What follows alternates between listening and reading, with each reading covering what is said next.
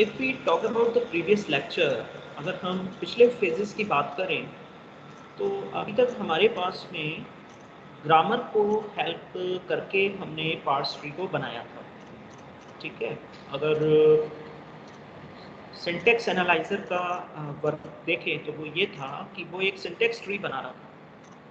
तो जितने भी पार्सिंग टेक्निक हम लोगों ने स्टडी किए, उन सभी पार्सिंग टेक्निक्स में हम लोगों को पार्स ट्री को डिज़ाइन करना था। जो लास्ट स्टेप था वो पार्स ट्री को डिज़ाइन करने का था।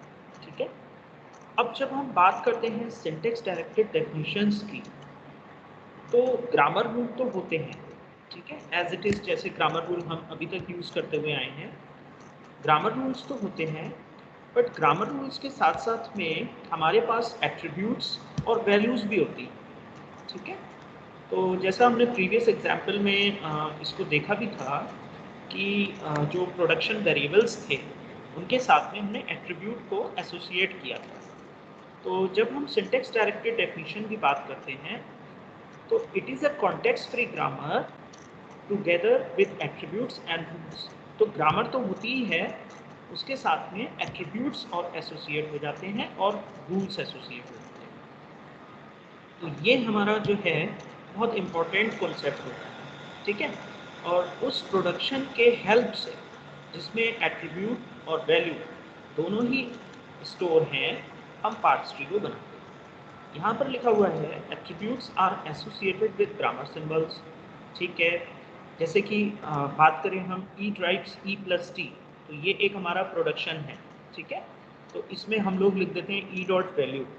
तो यहाँ पे जो ई डॉट वैल्यू है रिडक्शन में ई प्लस टी, उसको रिप्लेस करेगा ई, जो लेफ्ट हैंड साइड वेरिएबल है। तो यहाँ पे जितने भी एट्रीब्यूट्स होते हैं वो ग्रामर सिंबल से एसोसिएट हो जाते हैं।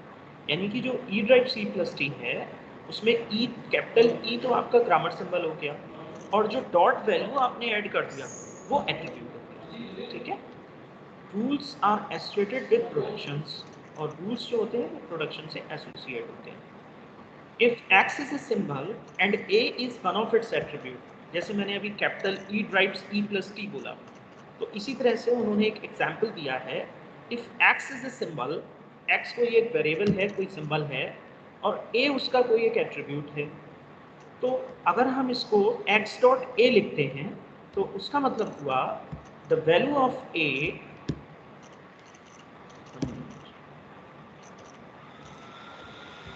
Okay,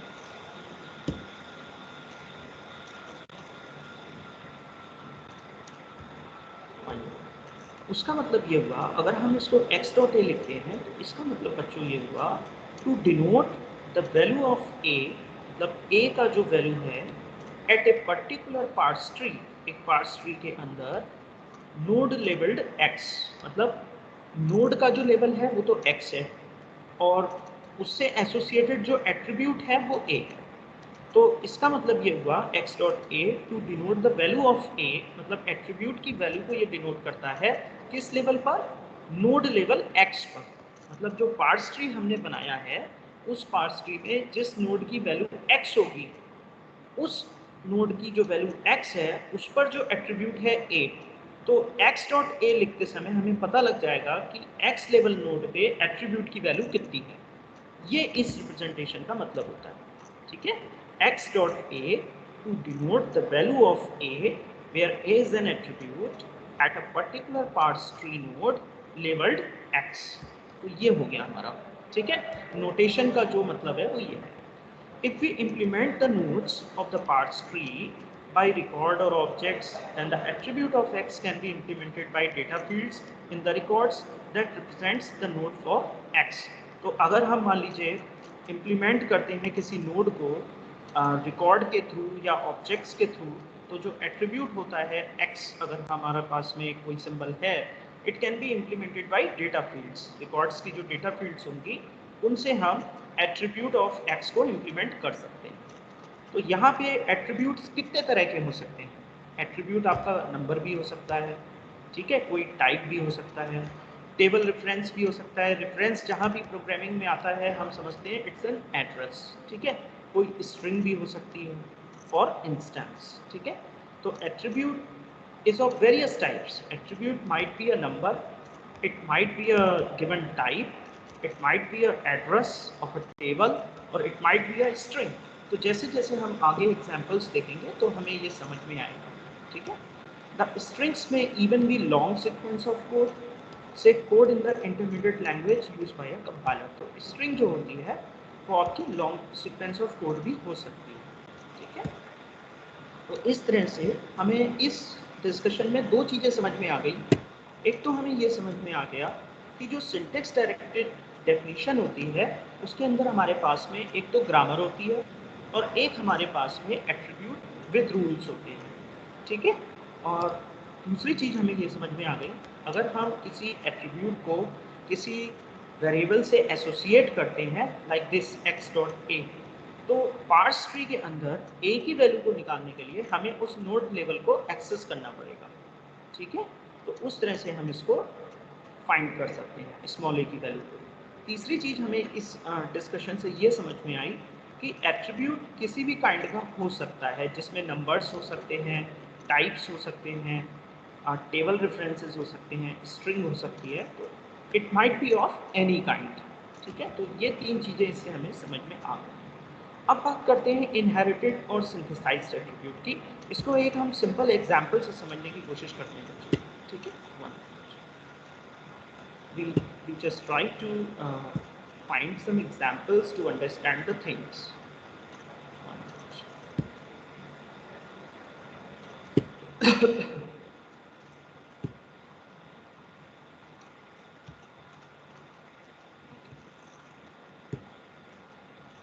Here we have these two types of attributes, synthesized attributes and inherited attributes.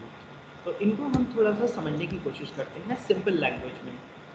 सबसे पहले सिंथेसाइज्ड एट्रीब्यूट्स कौन से होते हैं?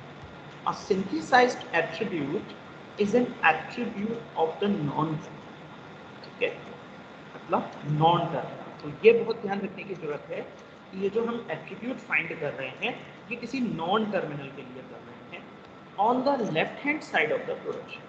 और हमारा जो कंप्लीट प्रोडक्शन होता है उसमें दो साइड होते हैं, एक लेफ्ट हैंड साइड होता है, एक राइट हैंड साइड होता है.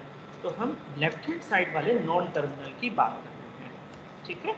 Synthesized attributes represent information that is being passed up the parse tree. मतलब जो एरो की डायरेक्शन होगी वो बॉटम से टॉप मैनर में होगी. जब हम सिंथेसाइज्ड एट्रीब्यूट की बात करेंगे तो इस तरह का एरो होगा बॉटम से टॉप मैनर में, ठीक है. Passed up the parse tree मतलब बॉटम से शुरू करके टॉप की तरफ, मतलब चिल्ड्रन से पेरेंट की तरफ. The attribute can take value only from its children. देखिए कितनी अच्छी बात की हुई है.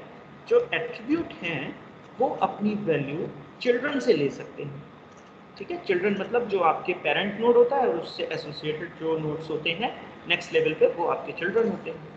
Variables in the right hand side of the production. तो ऑब्वियस है, मान लीजिए ई ड्राइव्स ई प्लस टी है, तो ई ड्राइव्स ई प्लस टी का मतलब क्या हुआ कि ई से जो प्रोडक्शन रेज हो रहा है वो ई प्लस टी, मतलब तीन सिंबल्स आपको मिल रहा है, ठीक है. तो जो नेक्स्ट लेवल है ई प्लस टी, ये तीनों तो आपके चाइल्ड हो गए, ई जो है वो उसका पेरेंट हो गया, तो वो राइट हैंड साइड का प्रोडक्शन होगा, ठीक है. राइट हैंड साइड होगी प्रोडक्शन की.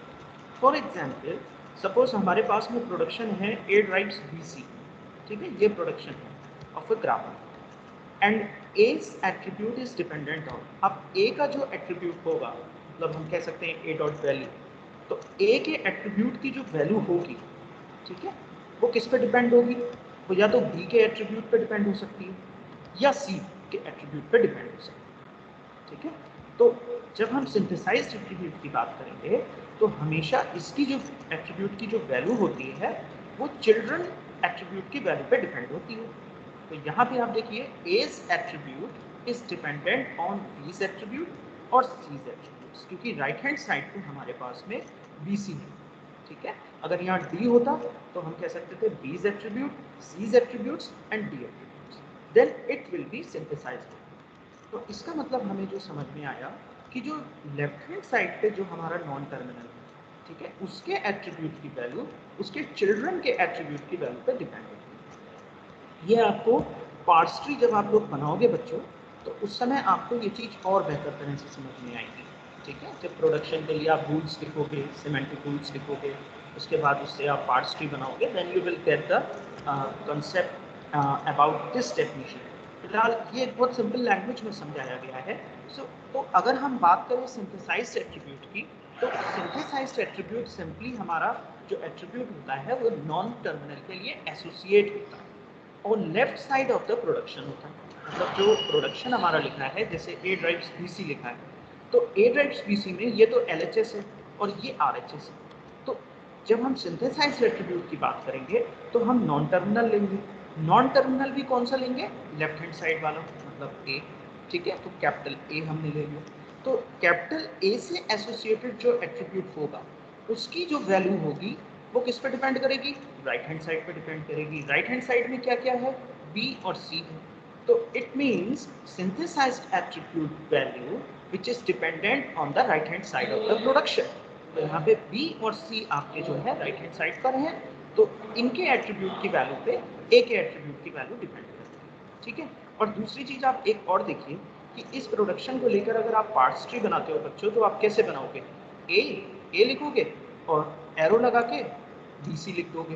ठीक है, तो ये बात भी, ये चीज भी हमें समझ में आ रही है कि ए जो है वो जो वैल्यू पिक कर रहा है वो अपने चिल्ड्रन से पिक कर रहा है। ठीक है, ए जो है वो वैल्यू जो पिक कर रहा है वो अपने चिल्ड्रन से पिक कर रहा है। The attribute can take value only from its children variable in the right hand side of the production. तो इस तरह से हम बता सकते हैं कि ये जो ए है इससे एसोसिएटेड जो एट्रीब्यूट होगा वो हमारा सिंथेसाइज्ड एट्रीब्यूट होगा। ठीक है, ये बात समझ में आ गई?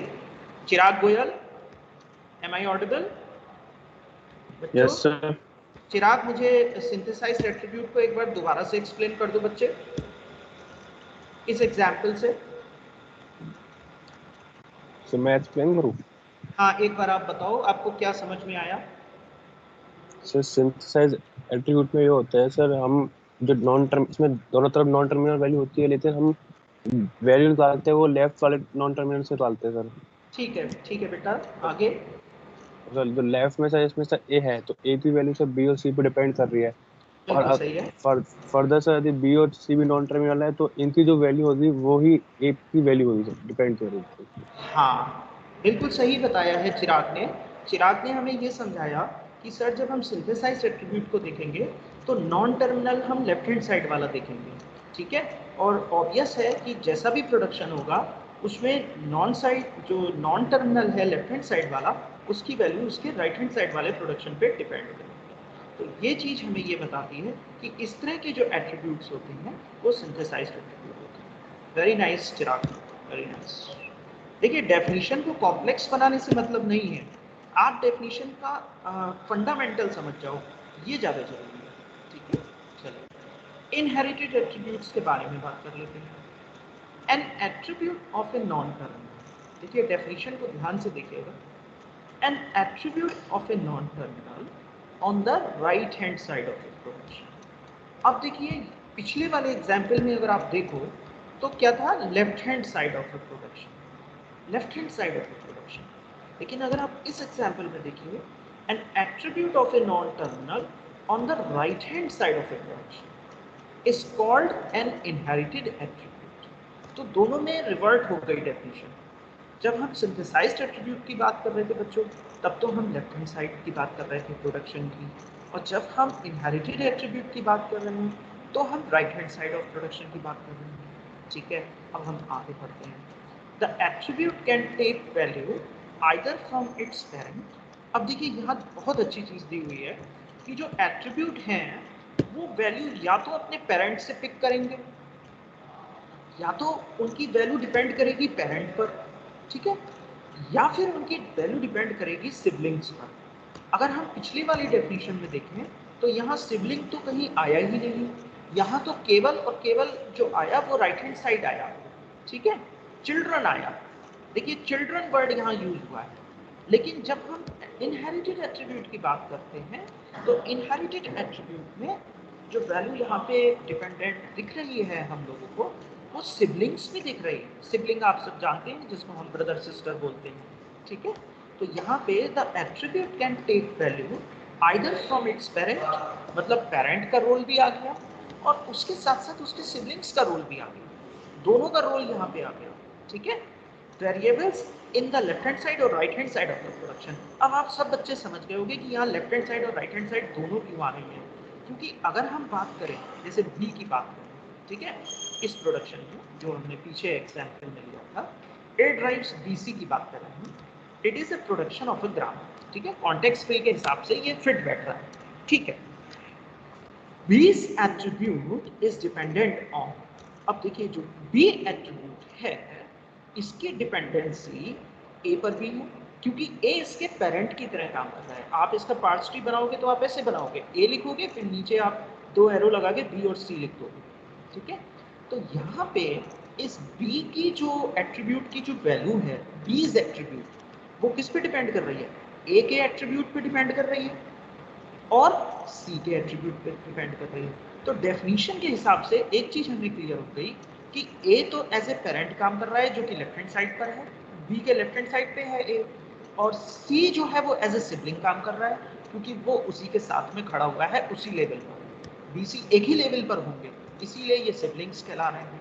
तो यहाँ पे एक चीज क्लियर हो गई कि जो भी इनहेरिटेड एट्रीब्यूट्स होते हैं, पहली चीज तो है कि N attribute for a non terminal, यहाँ कहीं भी दोनों डेफिनेशंस में टर्मिनल वर्ड इन्होंने यूज नहीं किया। अगर आप देखिए टर्मिनल वर्ड इन्होंने यूज नहीं किया, इन्होंने सीधे सीधे समझाया है कि attribute for a non terminal on the right hand side of a production, right hand side का देखना है, is called an inherited attribute. This attribute can take value either from its parents और फ्रॉम इट्स सिबलिंग्स। ये जो attributes होते हैं ये value या तो अपने पेरेंट से पिक करते हैं या फिर अपने सिबलिंग से पिक करते हैं। इसका मतलब इन एट्रीब्यूट की वैल्यू को जब हम डिसाइड करते हैं तो इसमें प्रोडक्शन का लेफ्ट हैंड साइड भी इन्वॉल्व हो जाता है और प्रोडक्शन का राइट हैंड साइड भी इन्वॉल्व हो जाता है। अब हमने इस एग्जाम्पल से समझने की कोशिश की, ए ड्राइव्स बीसी, हमने बी को पिक कर लिया। ठीक है, तो बी को पिक करने पर हमें पता लगा कि जो पेरेंट ए है उस पर भी इसकी वैल्यू डिपेंड कर रही है और जो सिबलिंग इसका भाई साथ में खड़ा हुआ है सी, उस पर भी इसकी वैल्यू डिपेंड कर रही है, जो कि हमारे पास में सिंथेसाइज्ड एट्रीब्यूट के साथ में नहीं था। तो इससे हमें एक चीज़ तो क्लियर हो गई कि ठीक है, जो इनहेरिटेड एट्रीब्यूट होता है वो लेफ्ट हैंड साइड और राइट हैंड साइड दोनों ही तरह के जो वेरिएबल्स होते हैं उनके एट्रीब्यूट पर डिपेंड करता है। ठीक है, चलो अब मैं कौन बताएगा, गुंजन। गुंजन आप मुझे सुन पा रहे हैं बेटा? गुंजन बेटा सुन पा रहे हो आप मुझे? Yes sir. ओके गुंजन, आप मुझे समझा पाएंगे इनहेरिटेड एट्रीब्यूट्स कौन से होते हैं? इनहेरिटेड एट्रीब्यूट्स में हम राइट हैंड साइड प्रोडक्शन देंगे नॉन टर्मिनल का। ठीक है, ओके नाइस। और जो वैल्यू होगी वो पेरेंट और सिबलिंग की होगी, मतलब सिबलिंग एक चाइल्ड। सिबलिंग मतलब जो ब्रदर और सिस्टर हैं, एक ही लेवल के जो लोग हैं। यस। ठीक है, ओके बेटा, थैंक यू। गुंजन ने बिल्कुल सही आंसर बताया है। गुंजन हमें ये समझाना चाह रहे थे कि सर मान लीजिए ये प्रोडक्शन ए ड्राइव्स बीसी है, ठीक है, तो इसमें जो राइट हैंड साइड के दो नॉन टर्मिनल हैं, या तो बी है हमारे पास या सी है।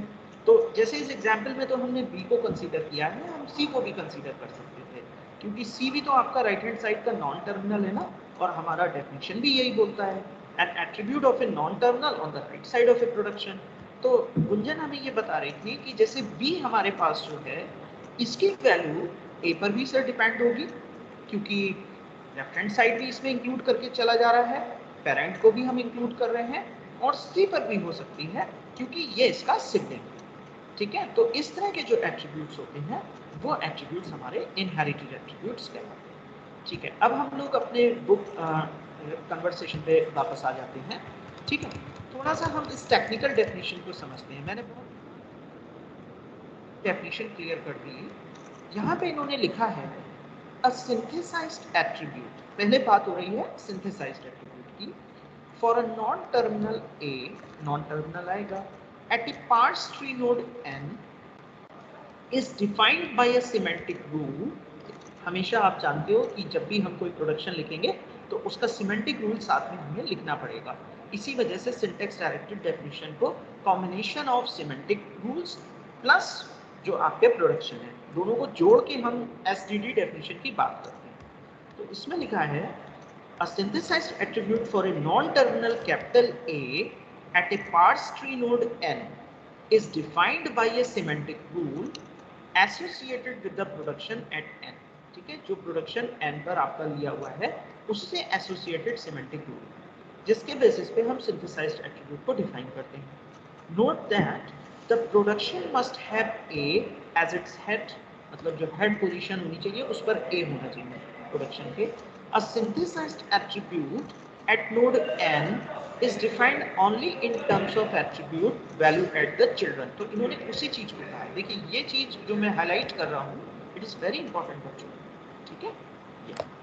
इसमें इन्होंने कहा है a synthesized attribute at node n is defined only in terms of attribute value at the children of n and n itself। तो जो n है वो तो है ही अपने आप में, उसके साथ साथ attribute value at the children, यहाँ पे कहीं भी सिबलिंग की बात नहीं की गई, ठीक है, चिल्ड्रन की बात की गई, ठीक है, यहाँ कहीं भी पेरेंट्स की बात नहीं की गई, यहाँ पे केवल चिल्ड्रन की बात की गई है और एन की अपनी तो फेस वैल्यू होगी ही, ठीक है। चलिए अब आता है दूसरा definition, an inherited attribute for a non terminal B at a parse tree node N is defined by a semantic rule which is associated with the production at the parent of n, ठीक है। Note that the production must have B symbol in its body. An inherited attribute at node n is defined only in terms of attribute values at n's parents, n itself and n's siblings। तो दोनों में जो main definition में difference है वो इस line का difference है, ठीक है। यहाँ पर वो कह रहे हैं कि जो एट्रीब्यूट वैल्यू होगी वो पेरेंट पे डिपेंड होगी, उसकी खुद का स्पेस वैल्यू होगा और सिबलिंग होगा, जबकि यहाँ पे कह रहे हैं चिल्ड्रन और इट्स स्पेस वैल्यू। तो कहने का पर्पस वही है कि जब हम सिंथेसाइज्ड एट्रीब्यूट की बात करते हैं तो हम प्रोडक्शन के लेफ्ट हैंड साइड की बात करते हैं और वहाँ पे जो नॉन टर्मिनल होता है उसके एट्रीब्यूट की वैल्यू उसके चिल्ड्रन के एट्रीब्यूट की वैल्यू से डिफाइन होती है और उसके साथ साथ जो एसोसिएटेड रूल्स होते हैं, ठीक है। और जब हम इनहेरिटेड एट्रीब्यूट की बात करते हैं तो इनहेरिटेड एट्रीब्यूट की जो वैल्यू होती है वो पेरेंट पे भी डिपेंड करती है और सिबलिंग्स पे भी डिपेंड करती है, ठीक है। यहाँ तक किसी बच्चे को कोई डाउट है तो क्वेश्चन पूछ लो बच्चों। आपको जो मैंने एग्जाम्पल्स दिए हैं एग्जाम में अगर डेफिनेशन आती है तो आप उसी को लिखेंगे, ठीक है। चलिए नेक्स्ट स्लाइड पे बढ़ते हैं आगे।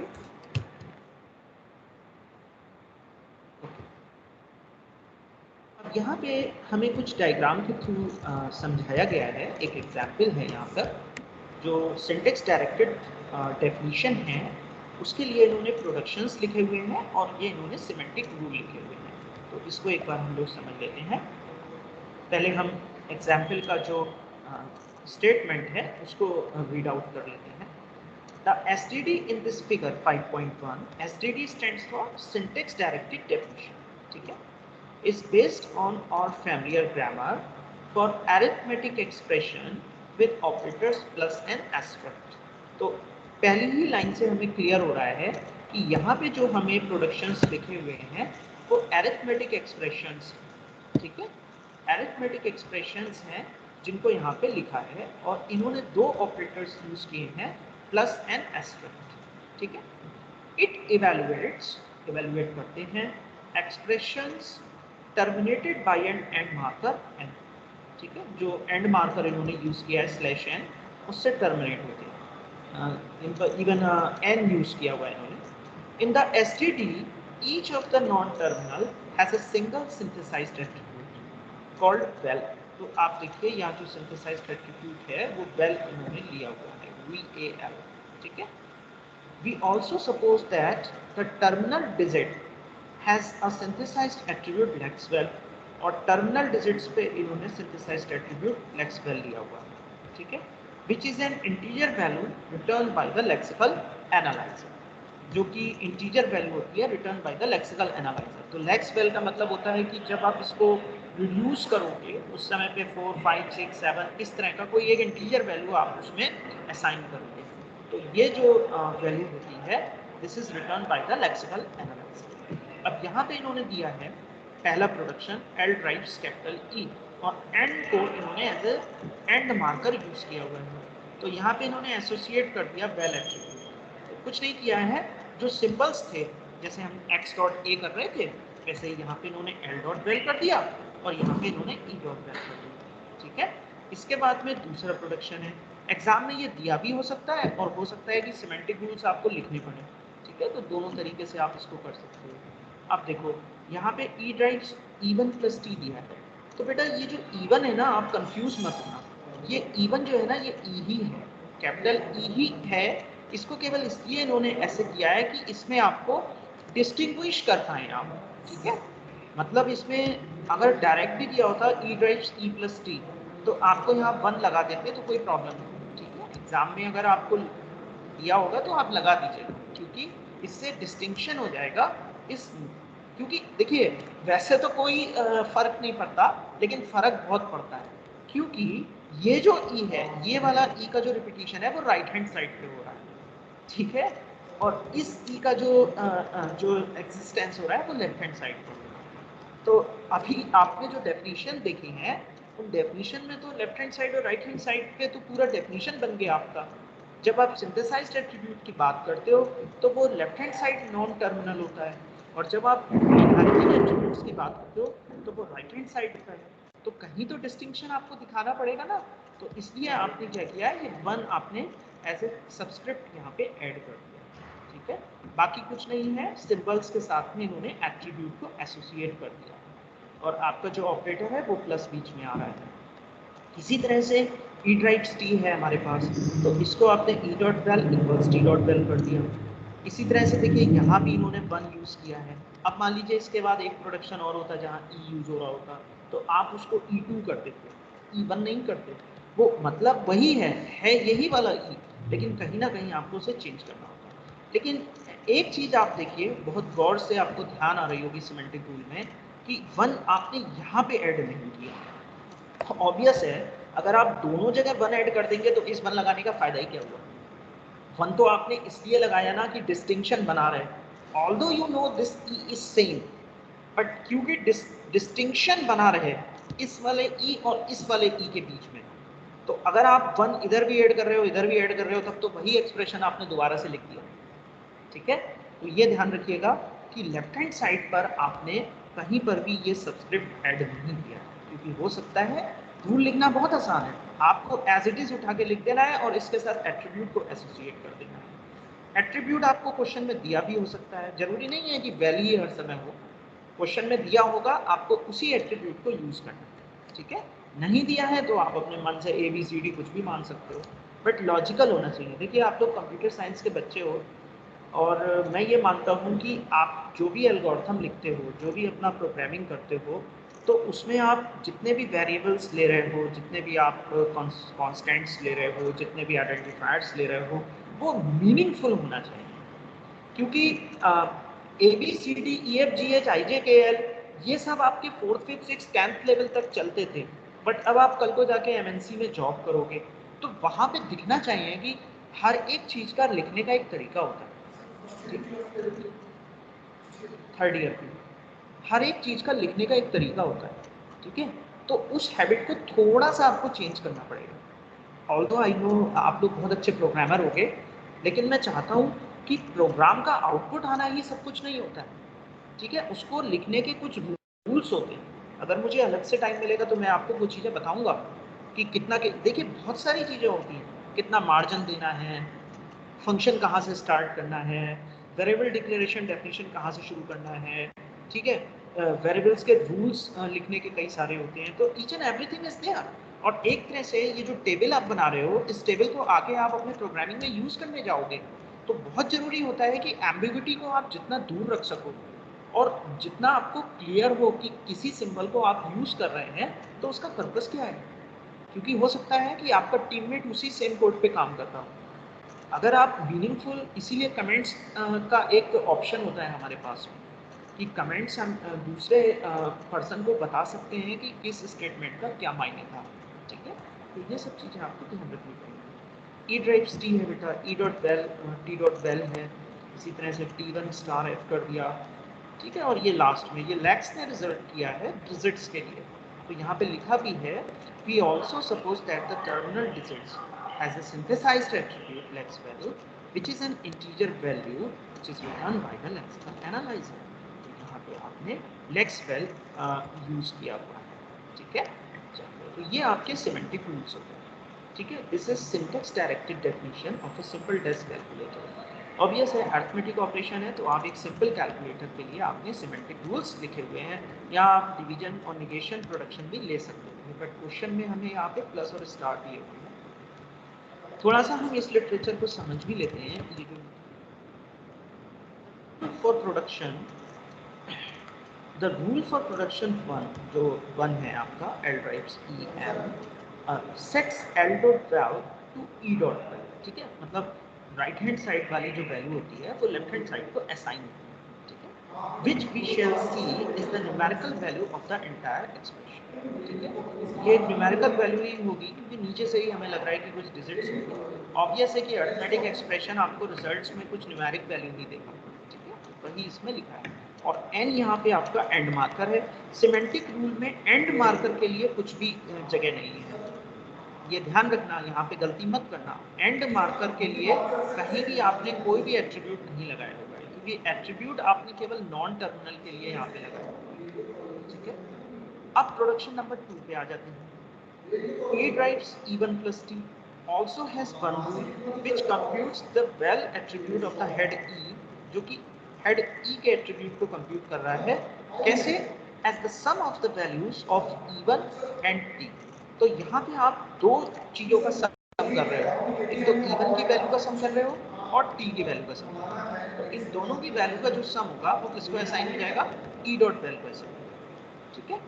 At any parts node n labeled E, the value of the well of E is the sum of the values of well at children of node n labeled E and T। तो जो node labelled के जो value होंगे attribute के वो assign, उसका जो सम होगा वो आप इस लेफ्ट हैंड साइड एट्रीब्यूट को असाइन कर दो, ठीक है। तो इस तरह से ये आपका प्रोडक्शन नंबर 2 का सिमेंटिक रूल लिखा गया है। इसी तरह इन्होंने प्रोडक्शन नंबर 3 के लिए बताया है कि drive still has a single rule. Single rule इसलिए बोल रहे हैं कि एक ही प्रोडक्शन को एट ए टाइम इन्होंने लिया है, ठीक है। As a single rule that defines the value for E to be the same as the value at the child for T. मतलब जो टी का वैल्यू है वही आप ई को एज इट इज कॉपी करते हैं, ठीक है। Production 4 is similar to the second production जो पिछला वाला, ये बिल्कुल इसी तरह से काम कर रहा है, बस यहाँ पे एडिशन हो रहा है और यहाँ पे आप मल्टीप्लिकेशन कर रहे हो। इसी तरह f की वैल्यू कॉपी हो जा रही है t के अंदर, ठीक है। और 6 प्रोडक्शन में आप e की वैल्यू e को के पैरेंथेसाइज्ड e को f के अंदर कॉपी करते हो। जो प्रोडक्शन आपका जो 7 है, the rules for production 5 and 6 copy values at the child like that for the third production। तो वहाँ पे आपका copy and paste चल रहा है, ठीक है। Right hand side value left hand side पे कॉपी हो जा रही है। Production 7 gives f dot val at the value of a digit that is the numerical value of the token digit lexical analyzer return। तो यहाँ पे lexical analyzer, तो ये हमने अभी देखा भी था that lexval which is an integer value that is returned by the lexical analyzer। तो ये जो है आपके ऐप को असाइन करते हैं जो भी डिजिट, ठीक है। तो ये इसका लिटरेचर था। An STD that involves only synthesized attribute is called S attributed। तो ऐसी कोई भी डेफिनेशन जो कि केवल सिंथेसाइज्ड एट्रीब्यूट को इन्वॉल्व करती है उसको हम एस एट्रीब्यूटेड बोलते हैं, ठीक है। देखिए गेट में इस तरह के क्वेश्चन बहुत पूछे जाते हैं। आपकी यूनिवर्सिटी में तो सिंपल रूल दे देंगे और आपको सिमेंटिक रूल्स लिखने होंगे प्रोडक्शन देने के बाद, उसके बेसिस पे आप बहुत आराम से पार्स ट्री बना लोगे। एक दो क्वेश्चन देखते ही आपको पार्स ट्री बनाना आ जाएगा, ठीक है। बट जब गेट में ये क्वेश्चन पूछे जाते हैं तो उनका लेवल कुछ और होता है। वो आपसे पूछ सकते हैं एस एट्रीब्यूटेड ग्रामर होल्ड्स, और 4 ऑप्शन दे देंगे। 1 नंबर का क्वेश्चन बन गया। अब जिसने इसको थोड़ा सा लिटरेचर को थोड़ा गो थ्रू किया होगा वो तो बच्चा आंसर दे देगा, क्योंकि गेट में जनरली जो ऑप्शंस होते हैं वो बहुत सारे ऑप्शंस सिमिलर से लगते हैं। एक वर्ड के दाएं बाएं करने से ऑप्शन का करेक्ट और इनकरेक्ट होना डिपेंड करता है। तो जब आप इस तरह से गो थ्रू होगे तभी आपको बिल्कुल पता लगेगा एग्जैक्ट कि एसडीडी को हम एस एट्रीब्यूटेड क्यों बोल रहे हैं। इसलिए बोल रहे हैं क्योंकि इट इन्वॉल्व सिंथेसाइज्ड एट्रीब्यूट्स, ठीक है। The STD in this figure जो अभी हमने देखा था has this property. In an S-attributed SGD, each rule computes an attribute for the non-terminal at the head of the production. Obvious है, जितने भी हमने non-terminals लिए वो head of the production थे. From attributes taken from the body of the production. बिल्कुल सही कहा, body of ये तो body है और ये head है, ठीक है। ये body है, ये head है, ये body है, ये head है। मतलब जिस चीज को आप रिड्यूस करोगे वो तो बॉडी हो गई, और जो हेड है जो रिड्यूस कर रहा है, ठीक है। तो ये चीज आपकी इस तरह से समझिए, ठीक है। चलिए, तो आगे फिर इसमें for simplicity the examples in this section have semantic rules without side effects. कोई इसमें ऐसा नहीं है, सीधे सीधे सिमेंटिक रूल्स दिए हुए हैं। कोई एक्स्ट्रा ऑर्डिनरी कुछ ऐसे इफेक्ट्स नहीं बताए गए हैं ग्रामर लेवल पर। It is convenient to allow STD to have limited side effects such as printing the result are computed by a desk calculator for interacting with a symbol table, ठीक है। तो बहुत ज़्यादा कॉम्प्लेक्स ऑपरेशंस को इन्होंने वहाँ पे इन्वॉल्व नहीं किया हुआ है। Once the order of evaluation of attributes has been discussed, we shall allow semantic rules to compute the arbitrary function, possibly involving the side effects. कुछ arbitrary function अगर हम यूज करते हैं तो उसमें इस डेफिनेशन के कुछ साइड इफेक्ट्स देखे जा सकते हैं। तो आज के लेक्चर में मैंने आपको जो समझाना चाहा, एक तो मैंने आपको समझाना चाहा कि एसडीडी होता क्या है। SDD is nothing but a context free grammar with rules and actions, ठीक है, पहली चीज। दूसरा मैंने आपको समझाना चाहा कि सिंथेसाइज्ड एट्रीब्यूट क्या होते हैं और इनहेरिटेड एट्रीब्यूट क्या होते हैं। तीसरी चीज मैंने आपको एक एग्जांपल से समझाई कि किस तरह से आप सिमेंटिक रूल्स को लिखते हैं, ठीक है, और क्या सिग्निफिकेंस है एसटीडी को यूज करने का। तो इसको हम लोगों ने समझा है। कल हम एग्जांपल के साथ इसके ट्री को आगे आपके बुक में दिए हुए हैं और सर्कुलर कॉन्सेप्ट को समझेंगे। And after we have an example and try to build this animated parse tree for this given string 3 string 5 plus 4। तो ये एक तरह का अरिथमेटिक एक्सप्रेशन ही है। यहाँ पर n जो है आपका, ये आपका राइटिंग मार्क, ठीक है बच्चों। तो आज के लिए ये चीज़ थोड़ा आप रिकॉल करिएगा। कुछ लोग मुझे बोल रहे थे कि नोट्स के लिए, तो 3-4 दिन में जैसे ही नोट्स मैं कंपाइल कर लूँगा वो नोट्स मैं आपको सेंड कर दूँगा, ठीक है। तो वो कंपाइल होते ही 3-4 दिन में you will gate notes of unit number 1 and unit number 2, ठीक है। अगर किसी का कोई क्वेश्चन है रिलेटेड टू टुडेज डिस्कशन तो पूछ लीजिए।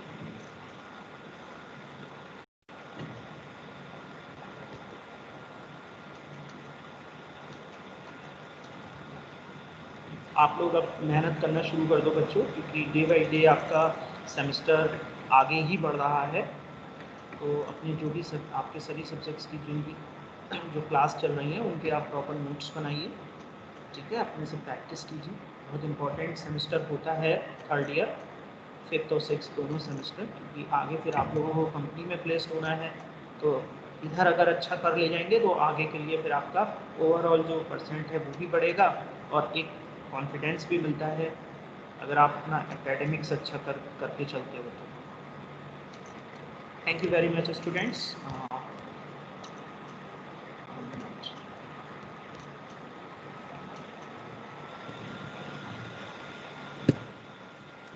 Have a nice day.